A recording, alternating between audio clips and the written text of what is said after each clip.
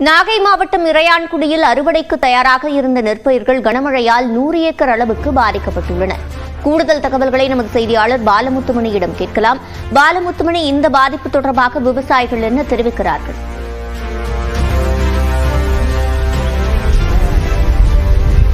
சுரஞ்சினி, நிச்சயமாக நாகப்பட்டினம் மாவட்டத்தை பொறுத்தவரை கடந்த சில தினங்களாக மழை பெய்து வரும் சூழலில் குறிப்பாக 2 தினங்களாக கனமழை கொட்டி தீர்த்து வருகிறது. இந்த மழை காரணமாக அறுவடைக்கு தயாராக இருந்த, அதாவது சம்பா பருவத்தில் பயிரிடப்பட்ட பின்பட்ட குருவை என்று சொல்லக்கூடிய அந்த பயிர்கள் பாதிப்பை சந்தித்துள்ளது என்றே கூறலாம். நாகப்பட்டினம் மாவட்டத்தில் பரவலாக 1000 ஏக்கருக்கும் அதிகமான விளைநிலங்களில் இந்த நெற்பயிர்கள் சாய்ந்துள்ள சூழலில் தற்பொழுது நாம் இருக்கக்கூடிய பகுதியானது இறையான்குடி பகுதி. இந்த பகுதியில் பார்த்தாலே தெரியும், கிட்டத்தட்ட 100 ஏக்கருக்கும் அதிகமான அந்த அறுவடைக்கு தயாராக இருந்த பயிர்கள் தற்பொழுது வயலிலே சாய்ந்துள்ளது. வயலில் சாய்ந்து நெல்மணிகள் அந்த மழைநீரில் மிதக்கக்கூடிய காட்சிகளை நம்மால் காண முடிகிறது. தொடர்ச்சியாக இந்த மழைநீர் வடியாத சூழல்ல தொடர்ச்சியாக மழையும் பெய்து வரும் காரணத்தினால இந்த விவசாயிகள் செய்வதறியாது திகைத்து வருகிறார்கள். குறிப்பாக இந்த நெல்மணிகளை எவ்வாறு அறுவடை செய்வது என்ற ஒரு குழப்பத்தில் தான் விவசாயிகள் இருக்காங்க. இப்ப நம்ம நேரடியாக கேட்டு தெரிஞ்சுக்கலாம், இந்த விவசாயிகளுக்கு எது போன்ற பாதிப்பு இந்த மழையினால, இதை பத்தி சொல்லுங்க.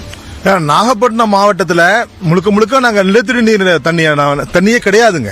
முழுக்க இரிகேஷனை நம்பி மட்டும் விவசாயம் செஞ்சுக்கிட்டு இருக்கோம். அந்த அளவில் குறைந்தபட்ச மகசூல் அப்படிங்கிறது உறுதியாகுதுன்னு சொன்னா அது குருவை சாகுபடியில தான்.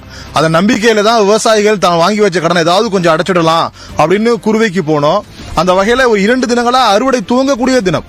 இந்த அறுவடை தூங்கக்கூடிய காலங்களில் இப்படிப்பட்ட மழை அப்படிங்கிறது எங்களுக்கு ஒரு மிகப்பெரிய இடி தாக்கக்கூடிய ஒரு விடயம். அதையும் கடந்து இன்னைக்கு மழை பெஞ்சதுல இன்னைக்கு தண்ணி வடி வச்சா கூட 10 நாள் ஆகும். இந்த தண்ணி வடிகிறதுக்கு ஒரு நாள் தண்ணியில எங்க பயிர் இருந்தாலே முளைச்சிடும். இன்னைக்கு நீங்க முளைக்கிறத பார்க்கலாம். இன்னைக்கு முளைக்க துவங்கிட்டு இந்த 6000 ஏக்கர் இன்னைக்கு விவசாயம் நாகப்பட்டினத்தில் குருவை சாகுபடிங்கிறது எப்படி நாங்க மீட்டெடுக்க போறோம் அப்படிங்கிறது தெரியல. மிக மிக வருத்தத்துக்குரிய விடயமா இருக்கு. விவசாயிகளுடைய பாதிப்பு அப்படிங்கிறது 6000 ஏக்கர் எங்களால மீட்டெடுக்க முடியாதுங்க.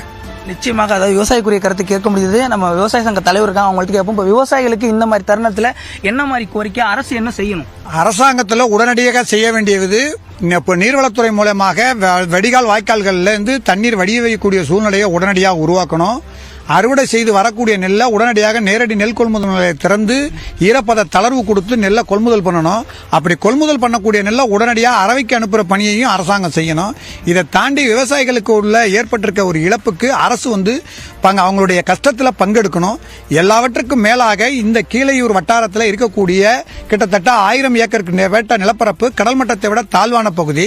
ஆனால் இருந்தும் விவசாயிகள் ஒரு நம்பிக்கையோடு பருவமழை கை கொடுக்கும் அப்படிங்கிற நினைப்பில் தான் இந்த விவசாயத்தை பண்ணினாங்க. முன்பட்ட குருவை அப்படிங்கிற ஒரு விதத்தில் இந்த சாகுபடி நடந்திருக்கு. இந்த சூழ்நிலையில இன்றைக்கு வரலாறு காணாத வகையில கடந்த 24 மணி நேரத்தில் இடைவிடாமல் பெய்த மழைனால இன்னைக்கு விளைஞ்ச பயிர்கள் எல்லாம் இதனுடைய தலை தண்ணீர் கோர்த்தோடு வெயிட் தாங்காம கீழே சாஞ்சி இன்னைக்கு முளைச்சு வரக்கூடிய நிலை இருக்கு. இதை கருத்தில் கொண்டு அரசு உடனடியாக ஈரப்பத தளர்வு கொடுத்து இந்த நெல்லை கொள்முதல் பண்ற முதல் பணியை செய்யணும். 2வதாக நேரடி நெல் கொள்முதல் நிலையங்களை திறக்கணும். 3வதாக வடிகால் வாய்க்கால்கள்ல தண்ணி வடிகிறத உறுதிப்படுத்தணும்.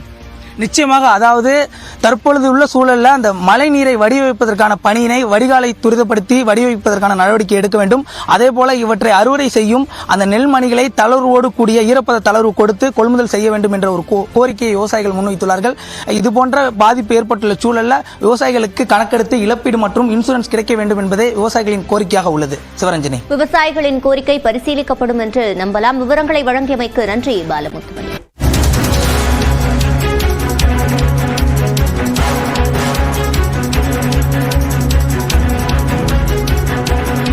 காழ்ப்புணர்ச்சியின் காரணமாக வன்மத்தை கக்குவோர் பற்றிய விமர்சனத்தை கண்டு கொள்ளாமல் கடந்து செல்வோம் என்று திருமாவளவன் தற்போது தெரிவித்திருக்கிறார்.